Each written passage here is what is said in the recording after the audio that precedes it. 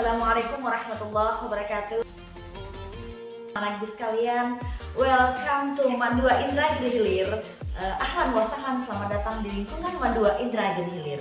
Nah, anak-anak ibu sekalian, pada materi kali ini kita akan belajar tentang metode belajar efektif. Nah, kalian mau tahu apa sih itu metode? Nah, metode adalah cara atau strategi, sedangkan belajar adalah yaitu suatu aktivitas di mana terdapat suatu proses dari tidak tahu menjadi tahu. Sedangkan efek adalah lebih cepat atau lebih cepat. Nah, anak-anak ibu sekalian, jadi kalian harus bisa mengartikan apa sih yang dimaksud dengan metode belajar efektif, yaitu cara belajar yang lebih cepat. Baik anak-anak ibu sekalian, mari sekarang ikuti video berikut ini. Ibu akan jelaskan ada 7 metode belajar efektif. Yang pertama adalah bertanggung jawab. Nah, kalian mau tahu apa yang dimaksud dengan tanggung jawab? Tanggung jawab adalah tolok ukur sederhana di mana kamu sebagai peserta didik mampu untuk mencapai apa yang ingin engkau capai. Contoh, misalnya ibu contohkan nih, dalam kelas kalian terpilih menjadi ketua kelas. Nah, kamu harus sanggup bertanggung jawab penuh sepenuhnya terhadap anggota yang ada di dalam kelas tersebut. Atau misalnya nih, salah seorang guru bidang studi masuk dalam kelas kemudian memberikan tugas. Tugas itu harus diantar seminggu yang akan datang. Kalian harus sanggup mengerjakan tugas itu dan bertanggung jawab sepenuhnya. Itu yang dimaksud dengan tanggung jawab. Anak-anak ibu sekalian, yang kedua, apa yang kedua?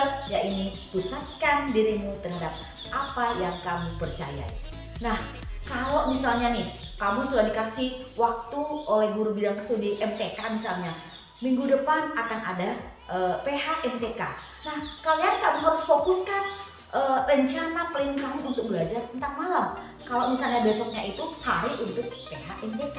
Nah, begitu yang namanya pusatkan perhatianmu terhadap apa yang kamu percaya. Lalu yang ketiga apa? Nah, yang ketiga, kerjakan apa yang lebih penting. Anak-anak ibu sekalian, kalau nih misalnya besok kalian belajarnya MTK, bahasa Arab, seni budaya, kemudian satu lagi penjaskes. Nah, misalnya keempat-empatnya materi pelajaran ini ada yang lebih penting yang kamu kerjakan dulu. Misalnya soal MTK, karena mau diantar besok. Nah, malamnya kamu harus kerjakan. Itu. Kemudian yang keempat, apa yang keempat? Yang keempat, anggap dirimu berada dalam situasi co-optation. Nah, mau tahu apa yang dimaksud dengan co-optation? Co-optation itu gabungan antara kooperatif dengan competition. Apa sih yang dimaksud dengan kooperatif? Kooperatif itu artinya bekerja sama. Misalnya ibu contohkan, misalnya guru bidang studi ekonomi nih mau membahas tentang misalnya produksi dan konsumen. Lalu kemudian kalian dibagi kelompok. Tentu kelompok itu dipilah-pilah, ada kelompok 1, kelompok 2, kelompok 3. Nah, misalnya kamu berada dalam kelompok 1. Usahakan kamu yang pertama kali memberikan ide, ide cemerlang kepada teman kelompok kamu, sehingga kamu bisa dihargai dan dipahami oleh orang lain. Lalu, apalagi competition, gabungannya tadi kooperatif dengan competition. Apa yang dimaksud dengan competition? Competition itu adalah kompetisi, bersaing. Misalnya dari SMP, dari MTS, gabung misalnya di kelas ini misalnya, atau di kelas MIPA misalnya. Nah, kamu harus anggap teman kamu itu adalah saingan bagi kamu. Nah, itu akan memotivasi kamu untuk belajar. Maka do your best, kamu akan menjadi terbaik. Lalu anak ibu sekalian, sudah 4. Yang kelima, apa yang kelima? Yang kelima adalah pahami orang lain, maka orang akan memahami.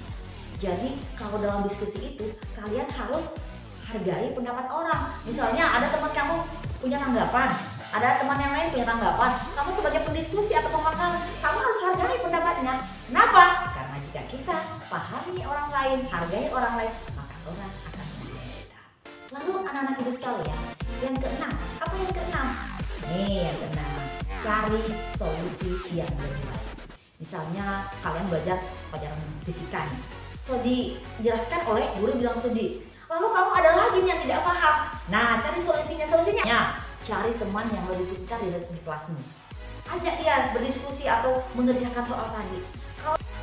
Kalau juga belum paham, cari di buku.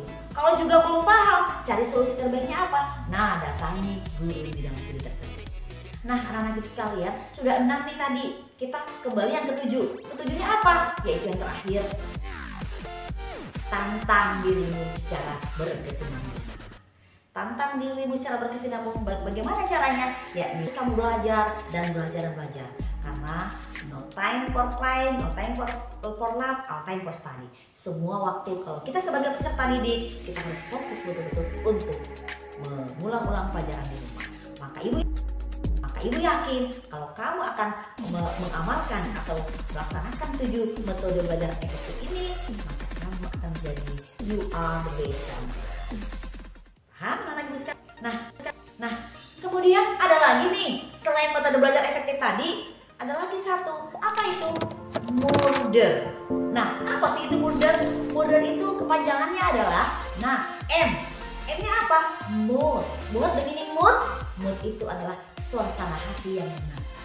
Nah, kalau kalian belajar, suasana hatinya tenang, enak, tidak ada perasaan yang galau misalnya, atau ada masalah dengan teman, atau ada masalah di keluarga misalnya. Nah, itu pelajaran akan mudah masuk ke dalam otak kecil kita. Kemudian yang kedua, U-nya apa? Understand. Apa itu understand? Mengerti, pahami. Nah, kalau guru menerangkan, perhatikan. Kalau guru menjelaskan, pahami itu, maka kamu akan mengerti. Kemudian R-nya apa? Recall. Apa sih itu recall? Recall itu adalah mengulang-ulang pelajaran. Sudah belajar di rumah, belajar lagi di sekolah. Sudah belajar di sekolah, belajar lagi di rumah. Nah, kemudian D-nya apa? Digest. Digest itu adalah telaah. Apa itu telaah? Misalnya nih, kita sudah belajar bahasa Inggris, lalu kemudian kembali ke rumah kita stabilo yang penting-penting, atau misalnya kita cari di kamus yang ada hubungannya dengan materi pelajaran tersebut. Lalu kemudian E-nya itu apa? Expand. Apa itu expand? Expand itu adalah kembangkan. Nah, kembangkan. Jika kamu dengar, maka kamu akan mudah lupa. Jika kamu ingat, maka kamu akan mudah ingat. Namun, jika kamu kerjakan sendiri, maka kamu akan lebih paham. Jadi setiap materi pelajaran, kalau kamu cari sendiri, kemudian cari sendiri solusinya, kemudian kerjakan sendiri, insya Allah kamu akan terbaik. Lalu, R yang terakhir adalah review. Apa itu review? Ulang-ulang terus pelajaran-pelajaran materi ajar yang telah diberikan oleh guru bidang studi di sekolah, kemudian ulangi di rumah. Nah, ibu yakin kalau kamu amalkan ke-7 metode belajar efektif tadi dan murder, insya Allah kamu akan menjadi you are the best dalam kelas tersebut. Nah, sampai di sini dulu materi kita hari ini anak-anak ibu sekalian. Cukup sekian dan mohon maaf atas segala kesalahan dan kekurangan. Mudah-mudahan ada manfaatnya. Wabillahi taufiq wal hidayah. Assalamualaikum warahmatullahi wabarakatuh.